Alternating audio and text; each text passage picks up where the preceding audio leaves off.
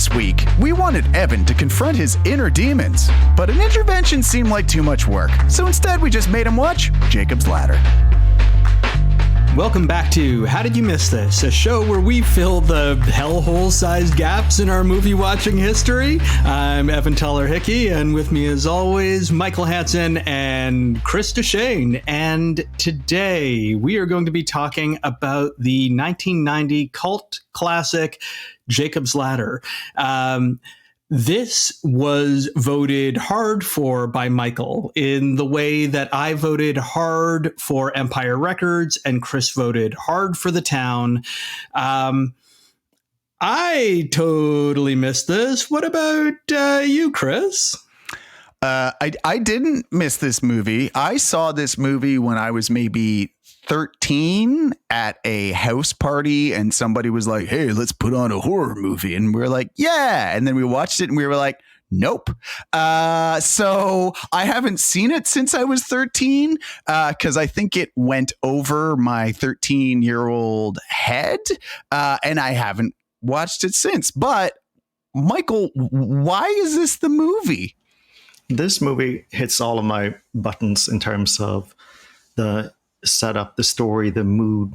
We'll talk about the twist in this. This movie uses a twist the same way that movies like Inception or those types that kind of they have it built in. There's a continuous thread throughout. It's not just I'm going to pull a twist at the end and wow, I didn't see that coming and that was so different.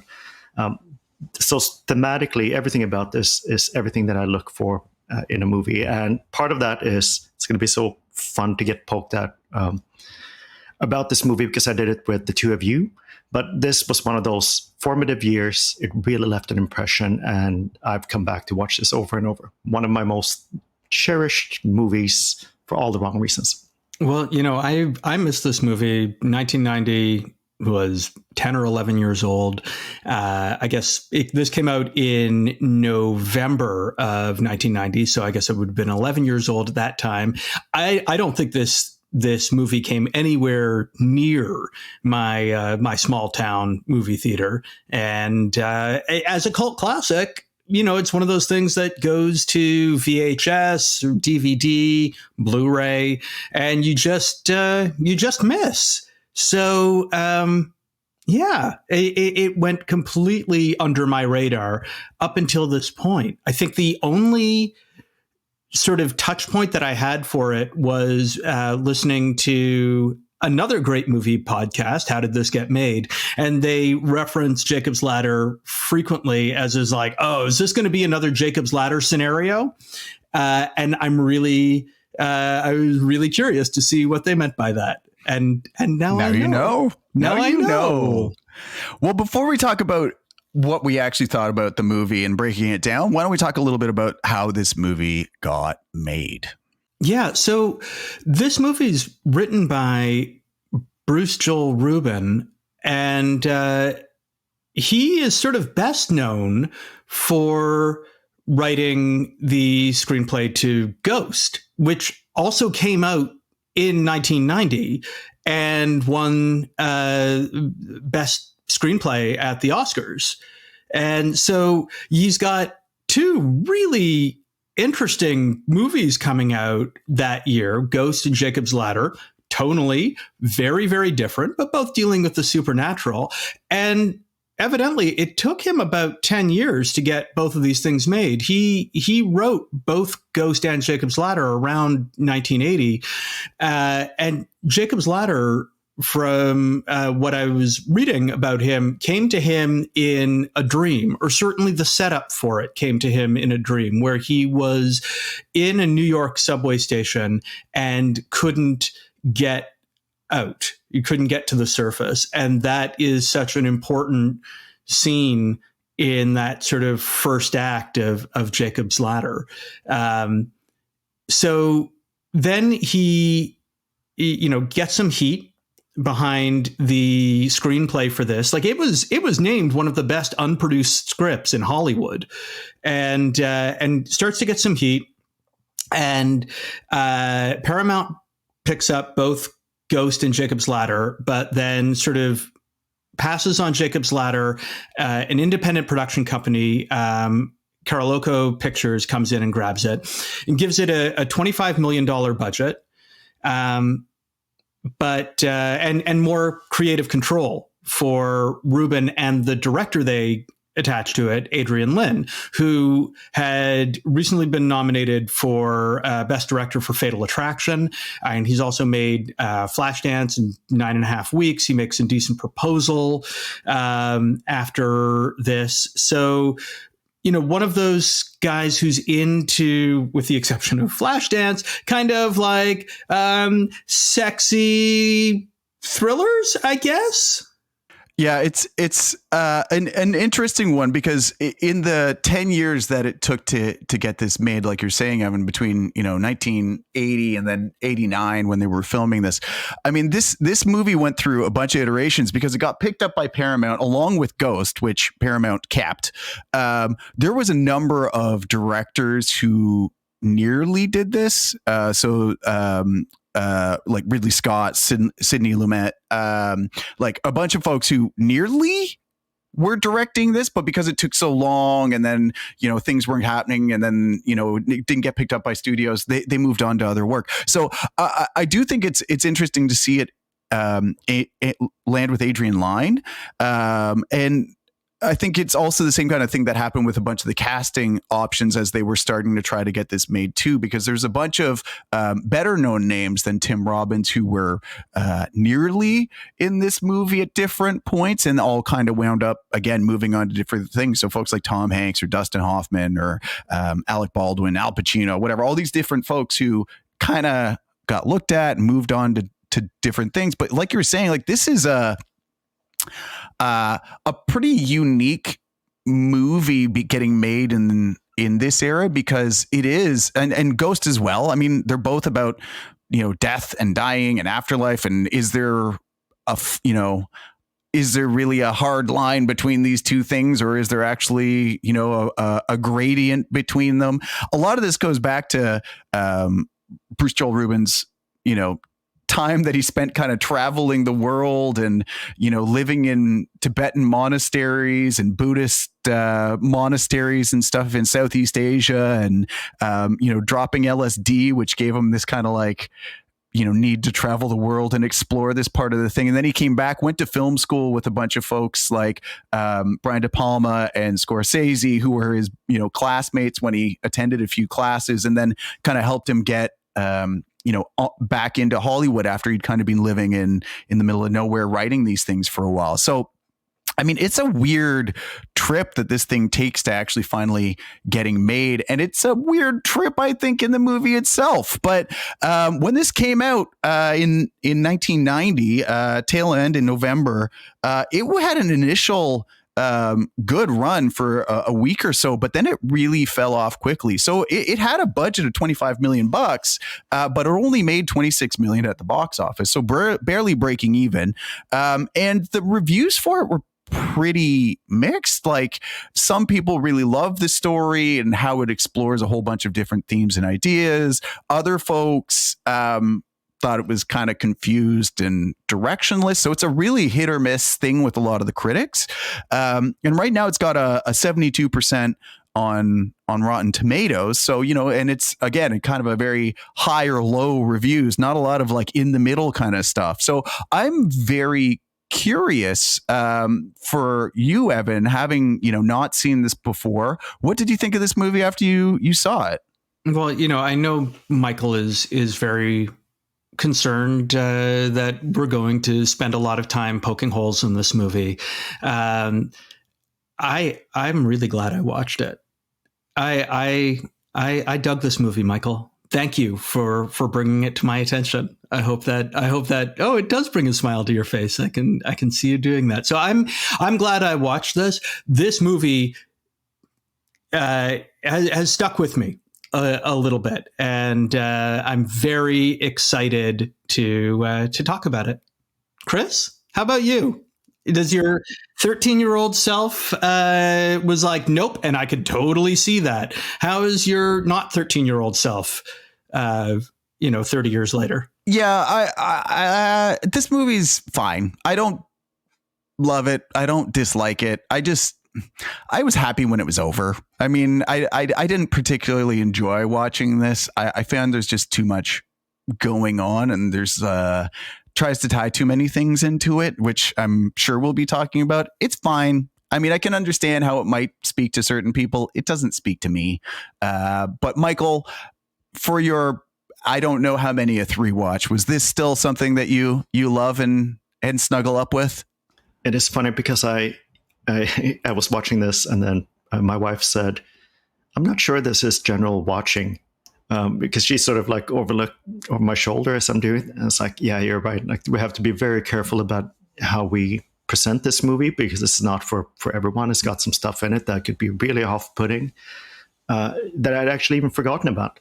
But coming back to see it, yeah, it really gave me that warm, nostalgic feeling. And it was my experience of this. How can I separate out the initial feeling that I had when I was a teenager and watch it? How can I separate that out from who I am today? And I'm not sure that I objectively can do that. All I can say is just, I really enjoy these types of movies so much that kind of have, it's just a continuum.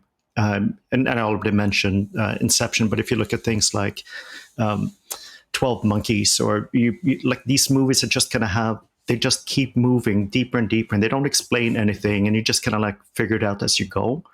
Plus the theme around loss and just kind of like questioning everything around you. Like, yeah, that still all totally speak to me. And I was super glad I watched it again. Well, there you go. So good spot for a break. And on the other side, we'll get into what we think of why we had our opinions that we do.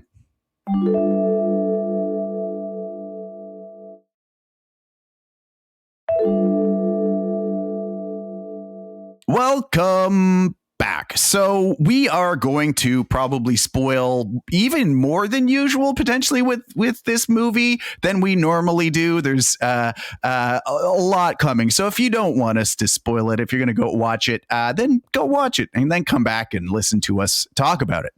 So this movie is about a guy named Jacob Singer.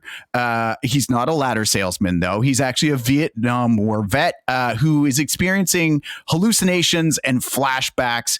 He tries to make sense of his reality. He's delving into this kind of like dark and mysterious world where he has to confront his past, and he ends up kind of questioning his sanity and what's real in the process. So this movie goes in a lot of different directions. And I think one of the first things that I think is kind of hard to put your finger on is like, what kind of movie is this? I mean, it's a really good question. I think we can kind of put it in the horror, psychological horror kind of basket. There's a lot going on in this movie. You know, is it a war movie? Is it a thriller? Is it a mystery? Is it a conspiracy? And this movie is, I think, a little, not even a little, just really overstuffed with ideas. And I think that is a good reason to, if it sort of resonates with you, to kind of keep coming back to it. And I think that that's why it may have become a cult classic, because there is so much to dig into and so many things left up to discussion, I think. So I'm going to say that it's like a psychological horror.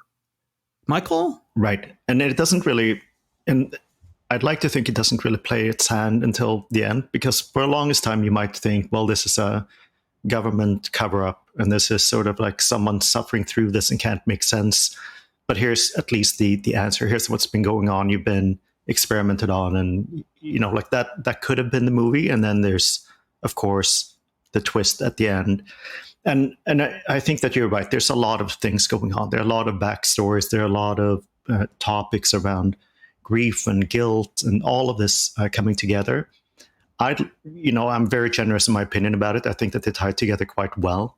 And I think it's one of these movies that end on, and I'm going to say it on like a happy, optimistic note, but we're going to have to dig into that, I think, as we go. Yeah, for me, I think to Evan's point, that's where I struggle a little bit because it's so many different things. I wish it was half as many things done better, like with more focus on those things, because I think it could have been a more thoughtful exploration of death and guilt. Okay, that could have been like spent more time in that area. It could have been a more intense horror movie.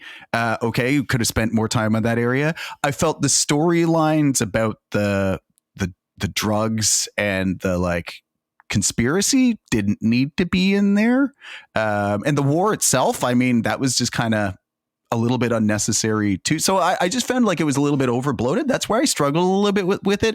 I thought all of those threads could have been good, interesting ones. I think they are good, interesting ones. It's just, I think there's just too many of them. And this film goes in a few too many directions for me. Then that's where ultimately I kind of struggle. But I think that also then asks the question of, does that story, which is very non-linear, does it kind of make sense? Does it hold together for each of you?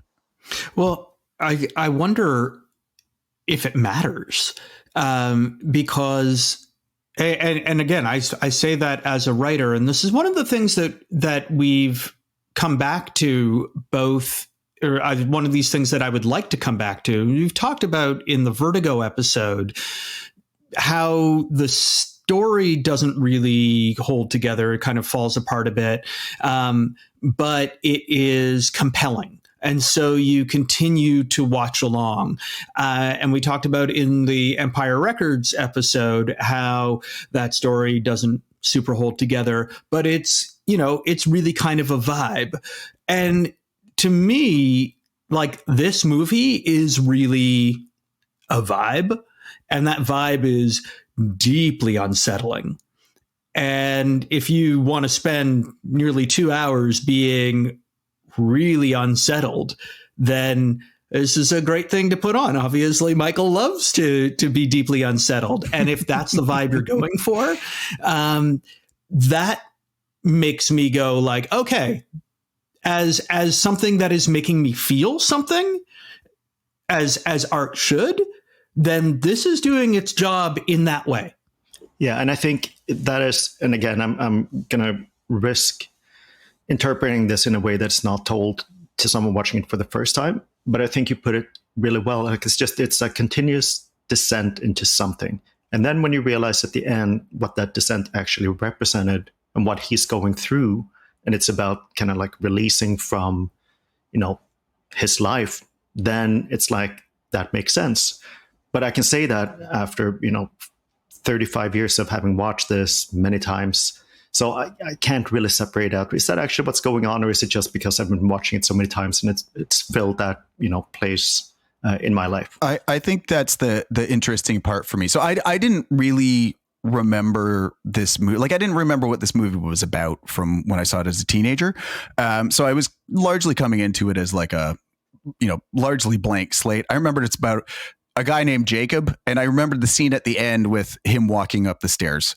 That's about all I really remembered. So when it started, and they're in Vietnam, and then he gets stabbed, and he wakes up on the subway immediately after that, I was like, oh, okay, so he's hallucinating, or he's, there was no like, oh, these are all flashbacks, and except this is what's actually, like, I understood immediately what was happening. So I found a lot of that didn't add. So kind of to Evan's point, I found that part of the story, which I don't know if that was supposed to be a surprise as you realized he was actually having these fever dreams in Vietnam, or you discovered that.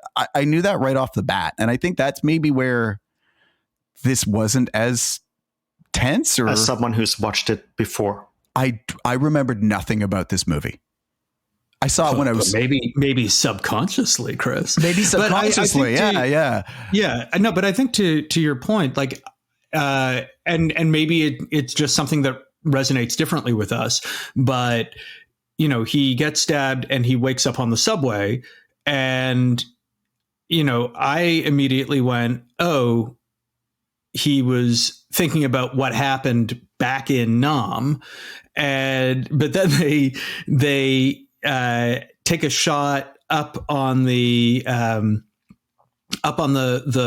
placement at the top of the subway, Right, and yeah. like it's like there's an ad for New York City. Well, first there's an ad for New York City, and it's like you'll never be bored here, kind of thing, and then it scrolls over and it's like hell, and underneath it's about drugs. Yeah. Like it's a like very kind of like Reagan-esque, before Reagan, because it takes place in 1975. Yeah. But very like an anti-drug sort of ad, and drugs will get you into hell, and here's the number you can call, kind of thing. And it felt to me very much like, especially when he sees like the demon tail under the homeless man on the subway, and then gets nearly run over by the subway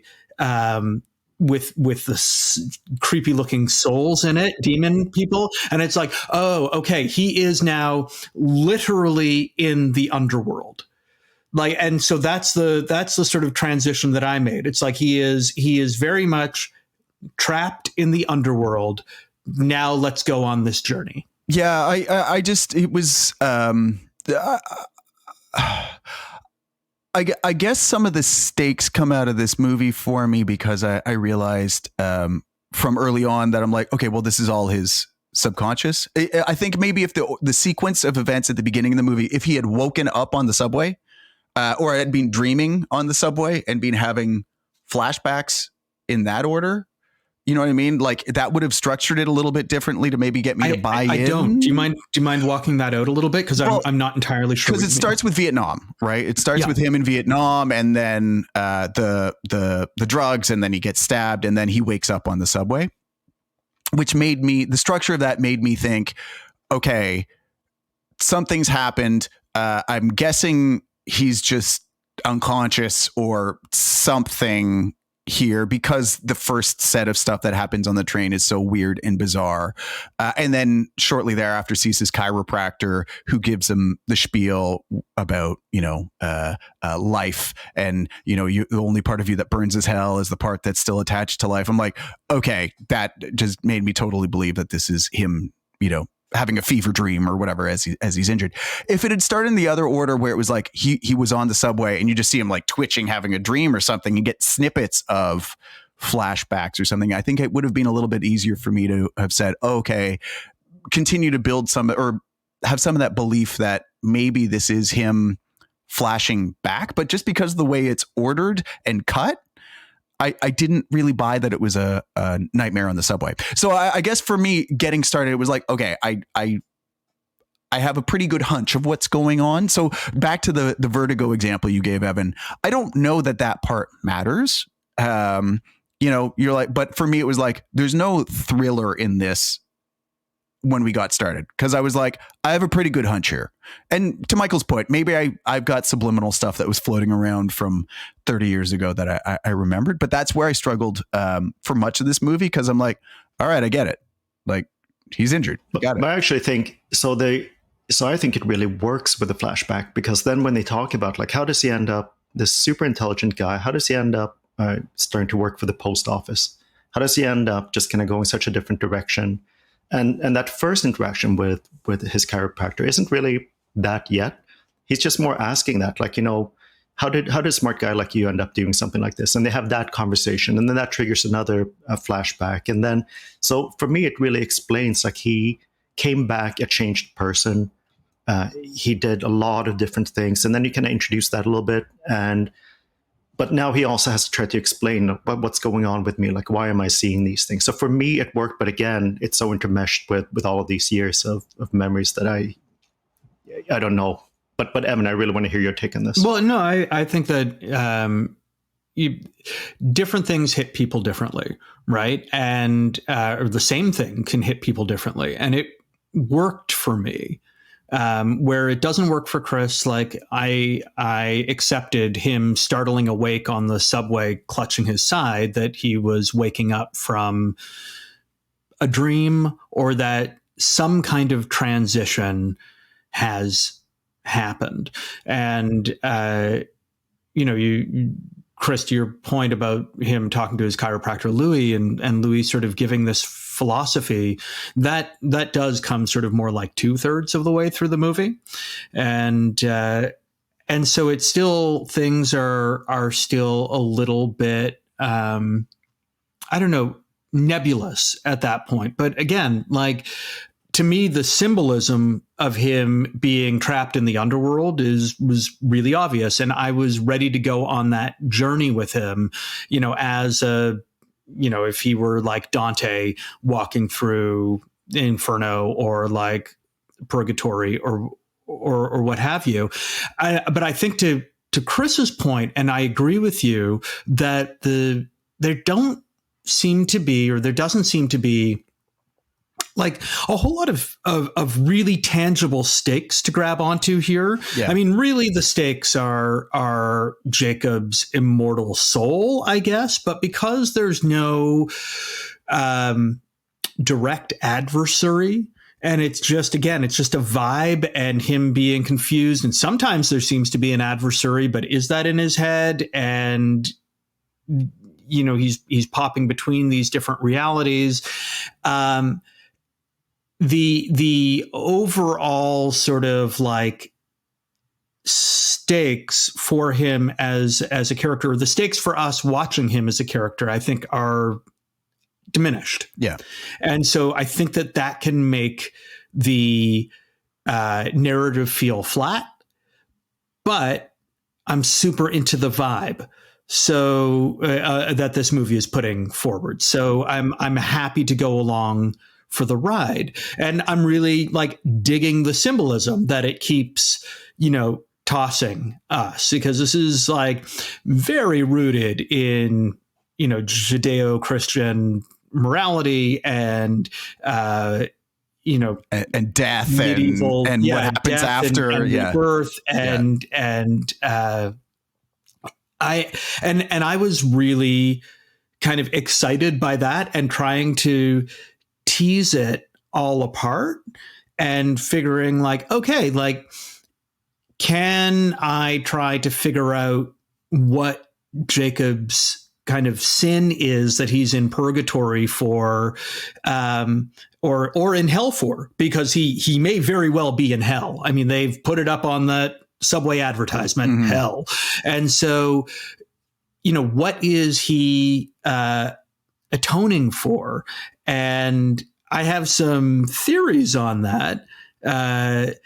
And it has to do with the ice bath scene where Tim Robbins' Jacob is burning up and is thrown into the ice water in the tub to keep his temperature from like boiling his brain. And then he flashes from there to where he's living with his lover Jesse, and ends up back in sort of whatever alternate timeline where he is still with his wife. Yeah, and, the windows open and it's cold, and exactly. And that put me in the mind. It was that moment where I was like, oh, the ninth circle of hell in Dante is for treachery and betrayal. And people are in a lake of ice there.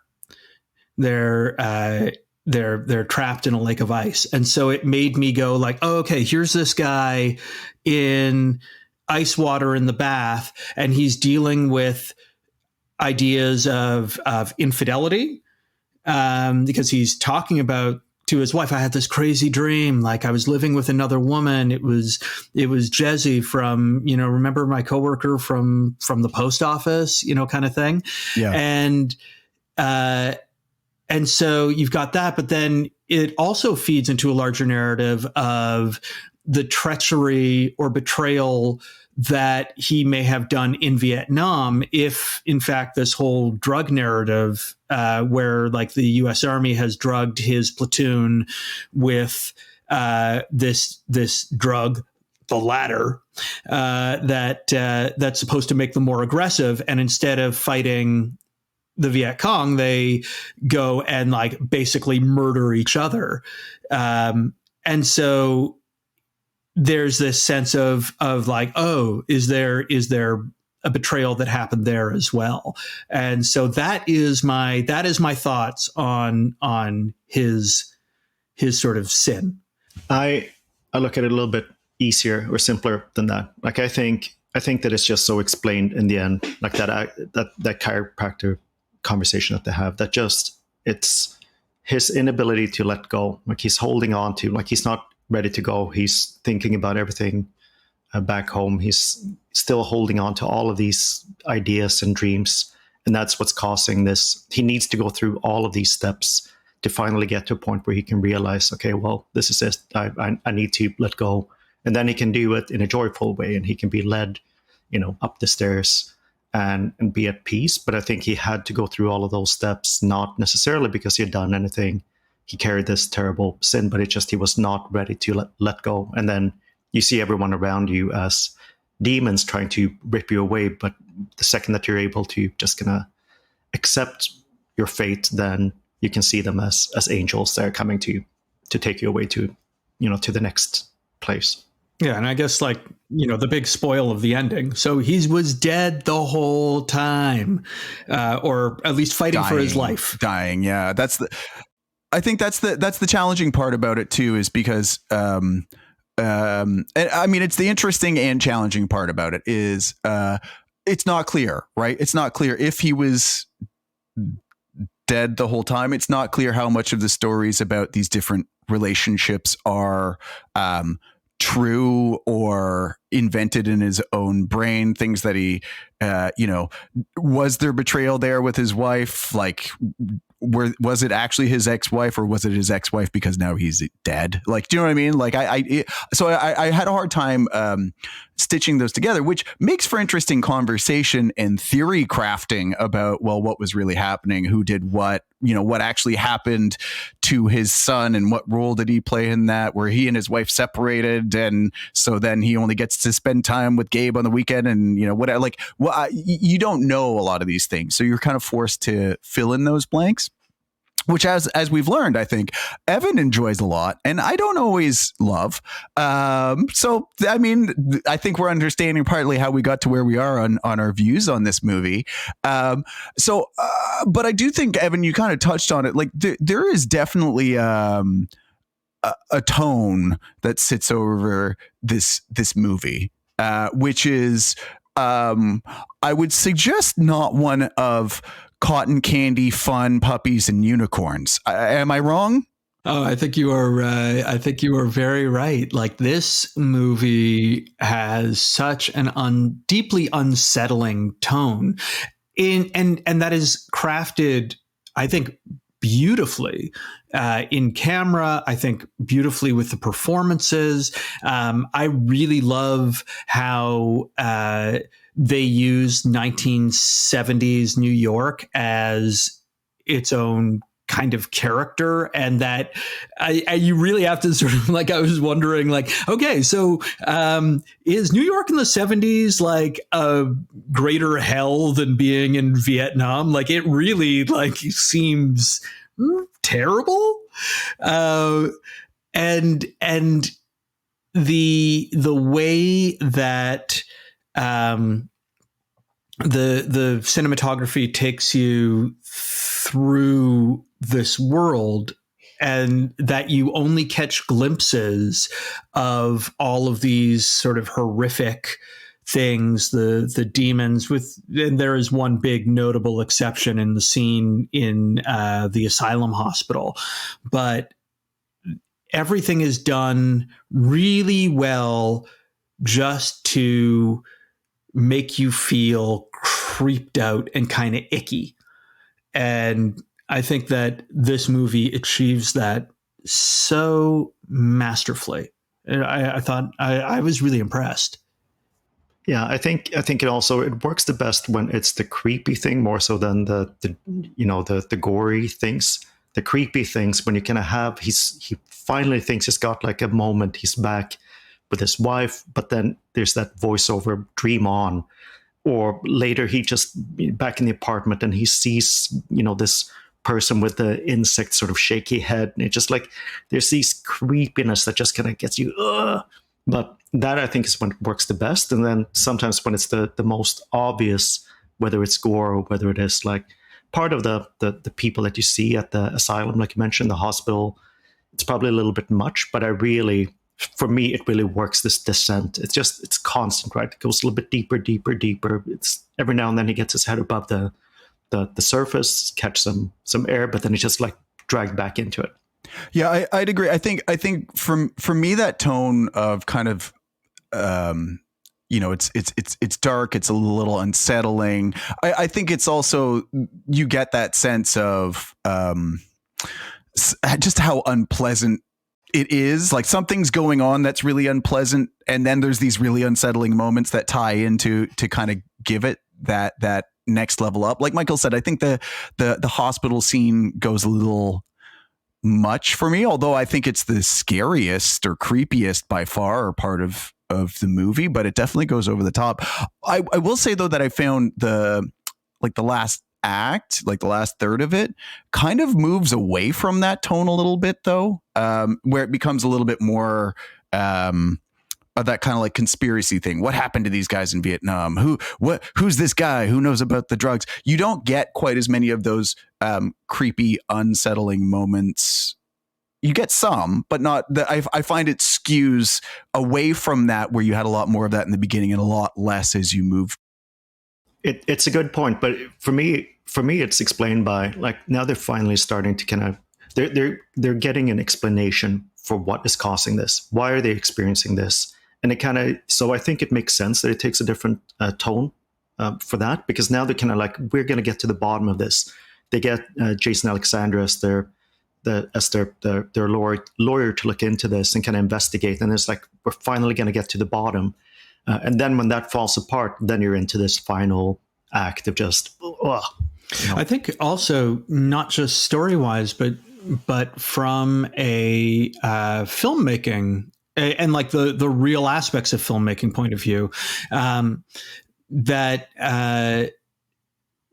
so this was tested in front of audiences, and they're decidedly mixed reviews from it, and they cut about 20 minutes out of this film. And I did some digging into some of the deleted scenes, which really go a lot farther in the whole like BZ drug thing. And Jacob goes and he takes an antidote from the chemist. Yeah, those scenes are created the drug. Too. Yeah, they are intense, and so that starts connecting. Really, that scene where he's tripping out on the bed.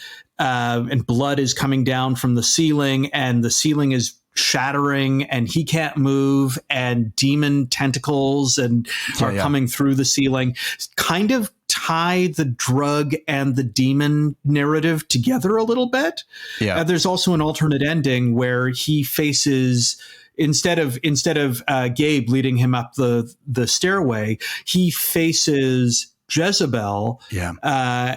Who turns into a demon and eventually becomes one of those demons with the bag over their head, and he pulls the bag off demons. And it's his face staring back, and then he comes to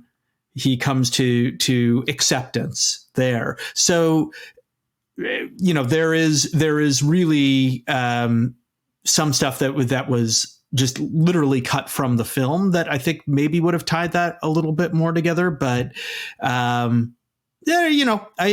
think that, again, it's more of the vibe that you've got to ride, rather than feeling like, oh, okay, this gets tied up, or this seems like it is being introduced and then doesn't go anywhere. Well, speaking of tying things up, it's probably worth a quick conversation about the ending and how this movie actually does wrap up. But maybe it's time for a quick break. And on the other side, we can talk about how the movie ends.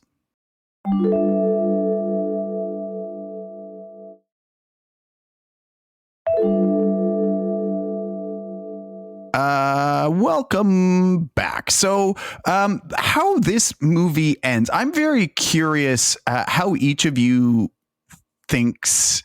I think you're both going to enjoy how it ends, but I'm very curious for your thoughts on how this movie ends, because there's almost kind of three endings to this movie, one after another, and I'm curious for your thoughts.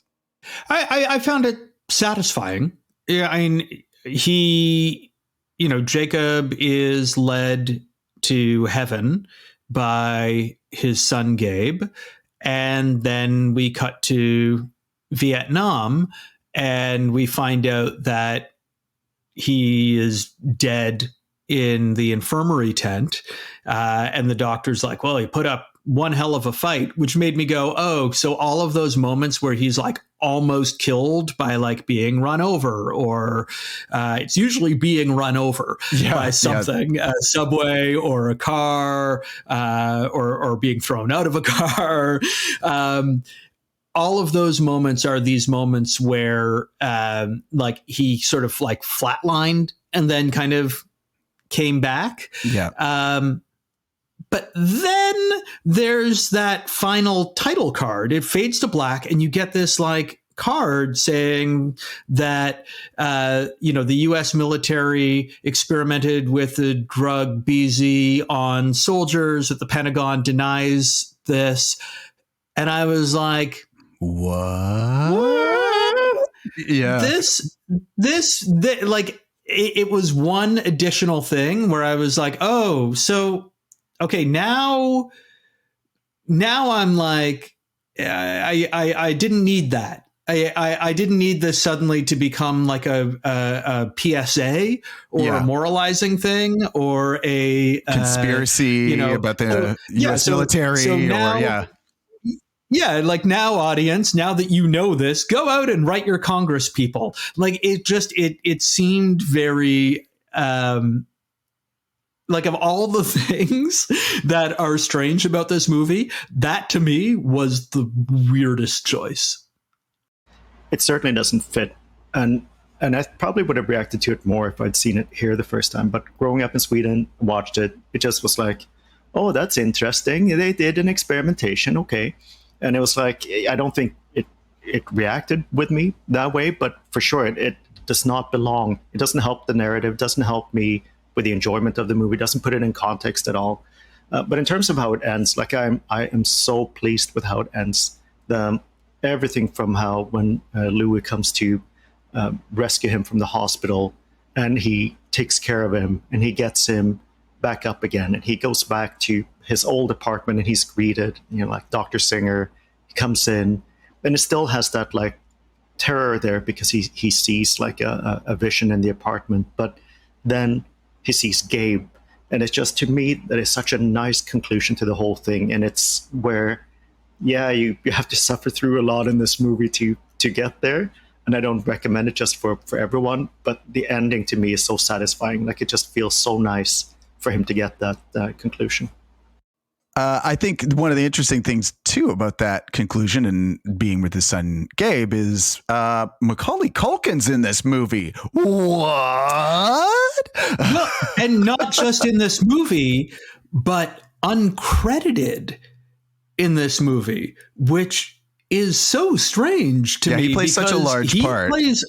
He plays a really large part and has much more screen time than a lot of other people who are credited, which made me wonder, did they ask for him to be uncredited? Because Home Alone opens like a month later, and that ends up being, box office gold, one of the biggest movies. Yeah, they didn't know that going in, though. I from what I had heard, it's partly as a result of his dad, like Macaulay Culkin's dad, who is Macaulay Culkin doesn't have the best relationship with his parents, and his dad was apparently notoriously difficult and whatever to work with. So some of the rumors are that it was more having to do with Macaulay Culkin's manager / daddy that made it difficult. So I don't know whether it was an intentional thing or I don't know, but it is bizarre that not to have him credited for such. I mean, short of Elizabeth Pena, like, he probably has more screen time, to your point, Evan, than anybody else in this movie. So I think it's not just the screen time, but it's what he does with it, or the impact he has with that. Because I couldn't picture a better person cast for this, because he represents just the best of being a parent, the best of that age. Even in the scenes when he's not in, but they refer to him, it still kind of triggers that. So I think it is brilliant casting, and they do such a good job with how they use him in the scenes.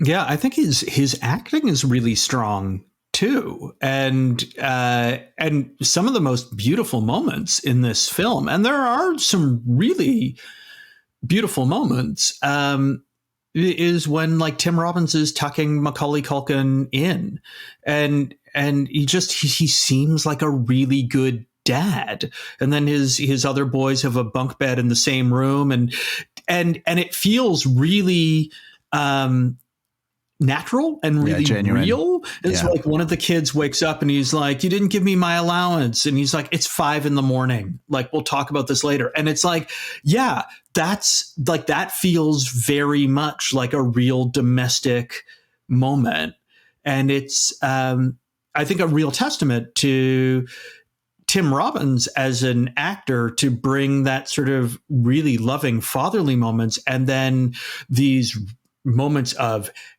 harrowing insanity and anger and joy. I think Tim Robbins, and this might be one of the reasons why this has stayed so strong as a cult classic, Tim Robbins is really, really good in this movie. I think that there are a lot of very, very good performances in this movie. Yeah, and to your point too, it's a huge range of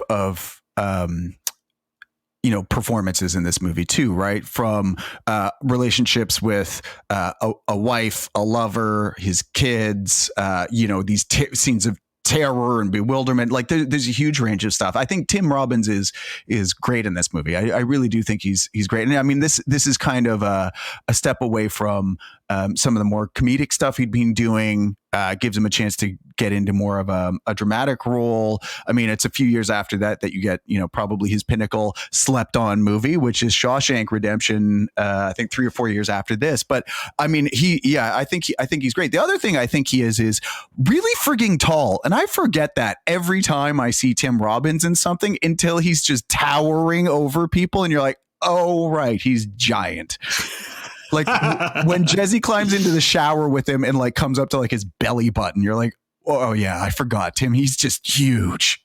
I have no segue from that. Just, I needed to say Tim Robbins is a giant. Tim Robbins is huge.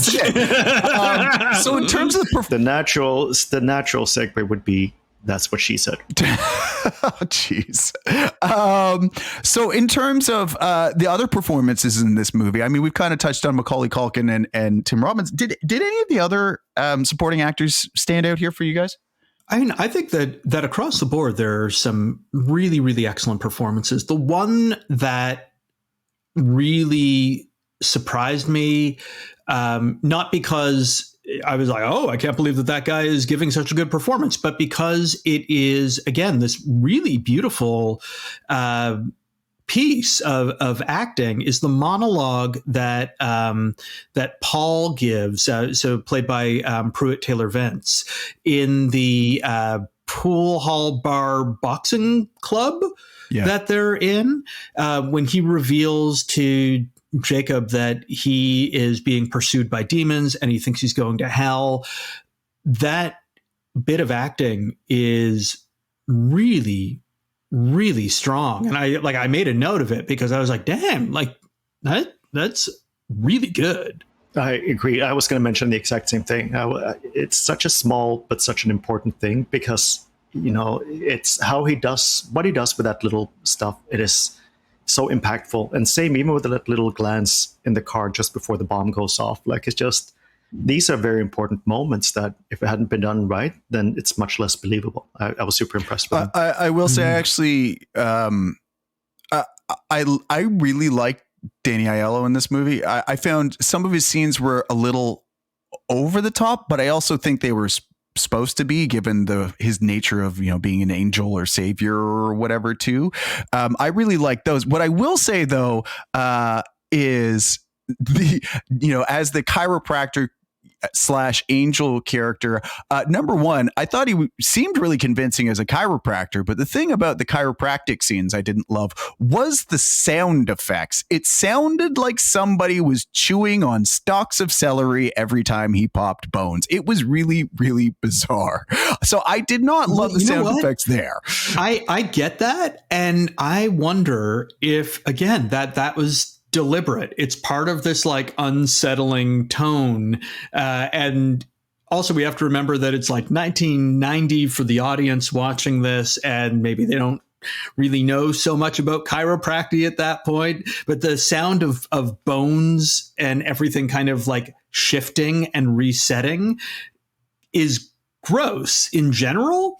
And so, again, it gives this kind of like unsettling feeling. Like there's a lot of people watching this going like, oh, every time like, listen, it happens. You're also, both of you are also a little bit younger. Once you hit 50, that's kind of what it sounds every morning when I get out of bed. To be clear, I don't have a problem with the sounds of the bones in terms of like, I find it upsetting. I find it like you could have honked a clown horn, and it would have been as appropriate for me as what it sounded like, where it's like, oh, he jumps on top of the guy to do an adjustment. And you're like, oh, yeah, that's the wrong sound. And that's why I found those sounds were just like not right. But I'm curious about other things about this movie, because there's a lot of unique sound effects and music that kind of help add to this overall kind of like brooding, dark, unsettling a movie. So talk to me about how you thought those played in. I think the music is really good in this. I think that they have a terrific use of the piano theme. It's to me, I'd forgotten it, and it was like immediately came back, and it's one of those simple things. It just sets the tone. So then it works so well with the counterparts, where you have the sound of the underground in the subway, the sound of screeching tires, the sound of like all these other things. So I think that the sound and the music are very well done. I'm like really glad with how they did that. Yeah, I got a real a kick out of their use of diegetic music. So like the music that is happening in scene that like everyone else can hear, because it's like this great telegrapher. So there's this moment when they're at the party and dancing and stuff like that. And Tim Robbins goes up the stairs and he has his palm read by the medium, who's like, this says you're already dead. And the music playing at that point is What's Going On. And it's just like, I was just like delighted by that. Yeah, I found in general the music was really good. I not necessarily taking a ton of notice of it, but like for me in general, it set the tone properly. It was there. There's a lot of that kind of like creepy background horror movie music at points where you're like, I'm tense right now. This is the correct music for me to be tense to. So like, I definitely found that those kind of it programmed me in the right way for what was coming in those various scenes.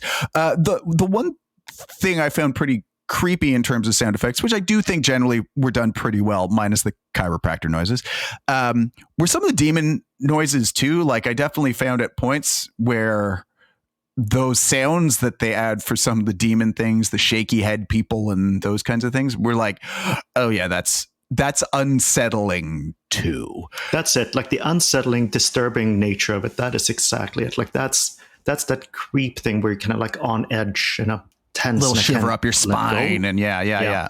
Well, and I think made all the more effective because all of those demons are done, the effects are done in camera as well. Like there are no post-production effects done on the demons. Like this is all like makeup and prosthetics and having actors like shake their heads at a slower frame rate and then speeding it up. And so I think all of that holds so well today because there's none of those like, oh man, that effect just really kind of lame, and it's because it all still looks so good. So when you couple that with its really unsettling sounds, it all works really, really well. I agree for the most part. I think so to your point, the camera effects that they used for the shaky head people, creepy. Like that's really well done. I don't love all the practical effects for some of the demons that you see going by in the cars or the train where you're like, that's a dude wearing a mask. Like those ones aren't my favorite, but the ones with like the doctor with no eyes and that kind of thing, some of those are very well done too. So I'd say it's like, 70-30 for me. I'm like, most of the time it's pretty effective. Sometimes I found maybe some of the masks or other effects that they added for the demons didn't hold up for me, especially the masks. So those are the ones that stood out for me where I was just like, nah, not into it. But I actually didn't mind them, especially since you see them so quickly. They go by so fast and it's like, is that a mask? Is that a person? Is there a person wearing a mask and that's on purpose? And so it's this really kind of like it to me, it just amped up the vibe of unsettlingness. Yeah, I found this stuff that was like, the tails or the like unexpected things coming out of, somebody or wings or whatever, where you're like, oh, what's that? Like those I found a little more unsettling than the any sort of the makeup or whatever that they would have been doing to creepify somebody's face. But that's for me. I think one of the questions I have too is the hospital scene. Mm-hmm. Is it a little much? That's a good question. It is hard to watch. I found parts of it very difficult to watch because it's like extreme shaky cam. And you both know my profound dislike of shaky cam. But I also, I'm going to say I didn't mind it here so much because I felt like the scene needed to be deliberately hard to watch. And it was really cool to me seeing like that low shot of the hospital gurney where like the one wheel is like twisting around and stuff, because we've seen that shot echoed in a lot of other movies since. And it's cool when you see like the primary shot for the inspiration of things like the vertigo zoom, like the way Fast and the Furious changed the way that like picture cars are filmed.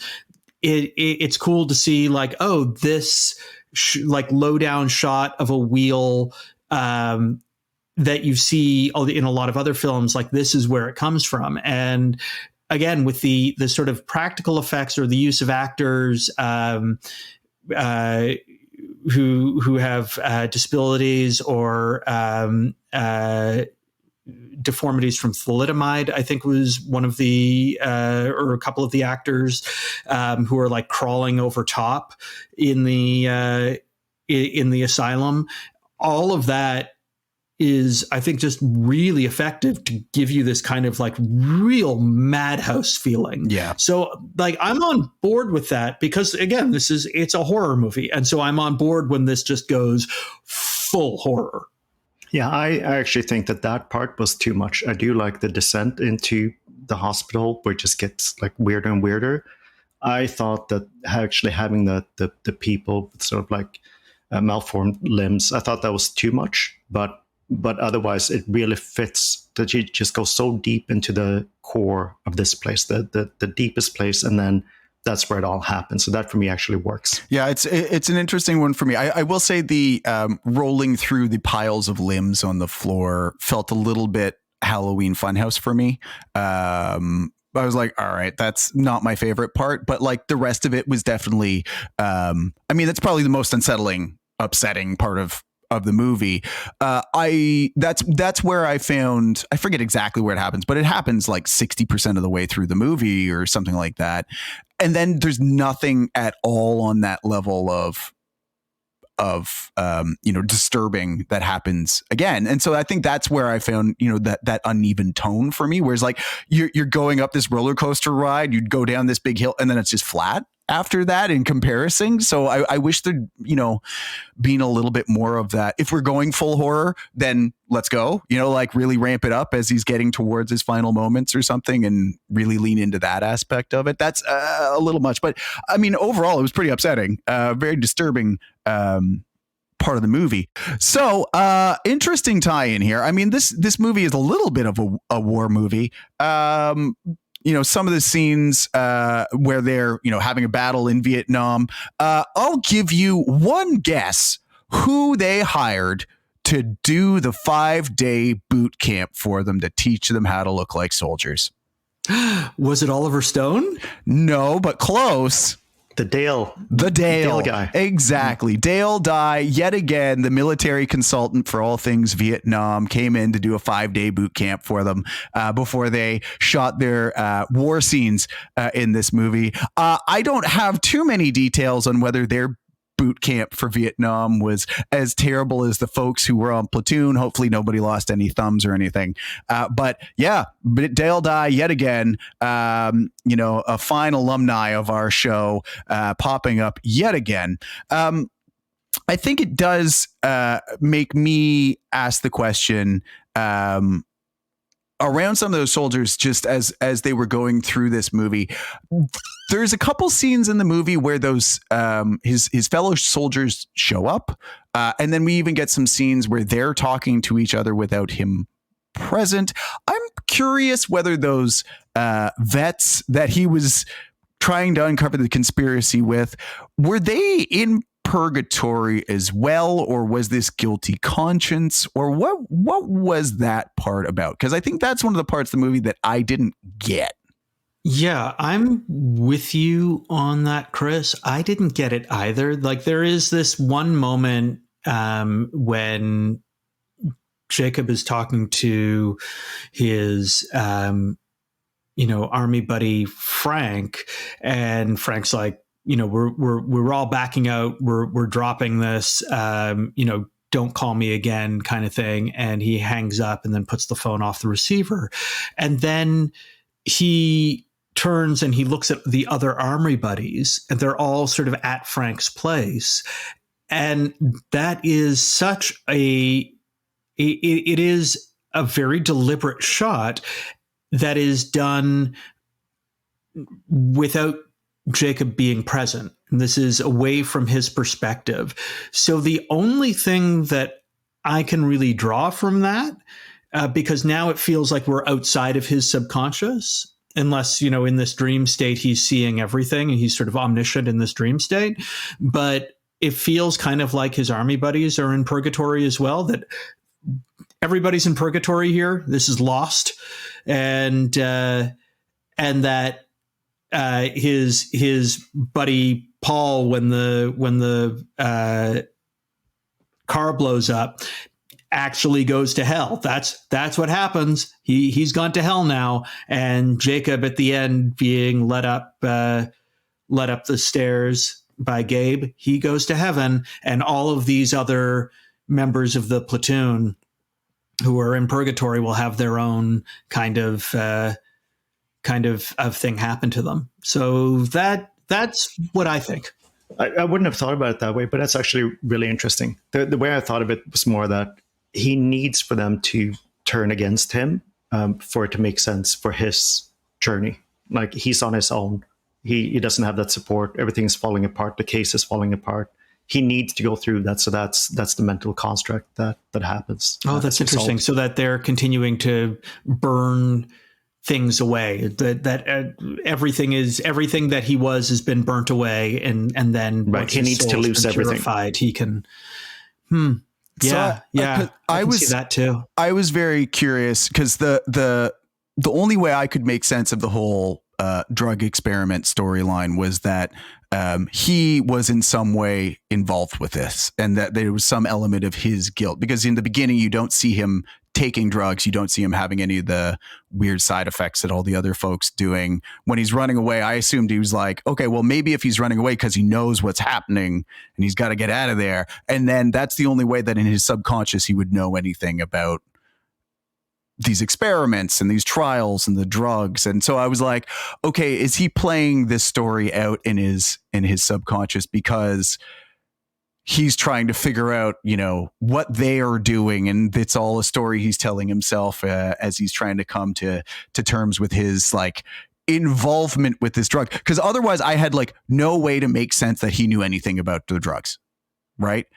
That's where I really started. So I was like, is this part of the guilt for him too? Is these other characters who he's had some role in making this happen to? I found that storyline weird. I just say that weird. I mean, it would fit into my sort of like betrayal and treachery narrative that I've set up, you know, from the ninth circle of hell kind of thing that we talked about earlier. But he also seems like genuinely concerned and freaked out when the members around him start like seizing and having, you know, massive going off in different directions. Kind of Yeah.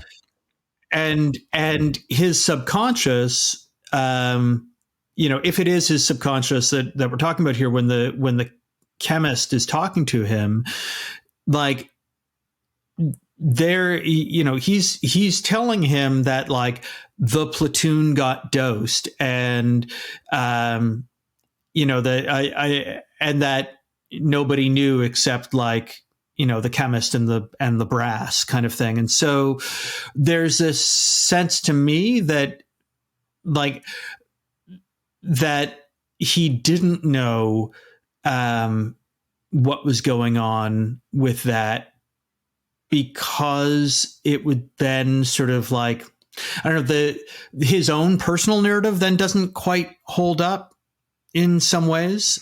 If that happens. I found his personal narrative was a little iffy for me in either way, because either he did or didn't know about drugs, and this is a weird story to be making up in your subconscious. But you know, I think not quite getting it is, you know, the case for me for a lot of this movie, and I don't want to pull on more of the threads. So I'm curious for each of you, before we go, like, is this a movie that you'd recommend to folks who haven't seen it? I would recommend it to horror aficionados who haven't seen it. I wouldn't recommend this movie to most people. I am very glad that I have seen it. I agree. I think this is, you know, you really need to know who you recommend it to, and their willingness to sit through something like this and their stomach for it. But for those who are interested, either because they like sort of a more horror movie with a twist, kind of like a different type of horror, or they like to kind of think about the structure of a story this way and the how it goes, I think it could be very interesting to experience for the first time. But yeah, you should know the person you recommend it to and do it accordingly. Yeah, don't recommend this movie lightly. Yeah, I wouldn't recommend this movie to most people. I think like you guys, it's like, sure, there's 5% of people or whatever who'd be really into this, or I don't know what percentage of people. I mean, it's an interesting one for me to know that it's become a cult classic since, and so many people have those like strong affections for this movie. Not my bag, but that's okay. And that's why we do this, because we get to find out new stuff sometimes that is our bag. And other times I make Evan watch There's Something About Mary. So that's probably a good place to call it. So that's what we thought about Jacob's Ladder. We'd love to know what you thought about this movie. You can always find us on Twitter at How Did You Miss This? That's HDYMT_pod. While you're there, take a look at some of the movies we're going to be watching, and send us any questions or thoughts or feedback you have on any of the movies we have talked about. If you enjoy what we're doing here, do us a favor, take a second, rate, review, subscribe on Apple Podcasts, Spotify, or wherever you happen to be listening. And next week, we're going to be back with you when we'll be watching 13 Assassins, and we're going to be seeing whether the samurai movie still has any honor or whether it's something that should have stayed missed. Thanks for listening. We'll talk to you then.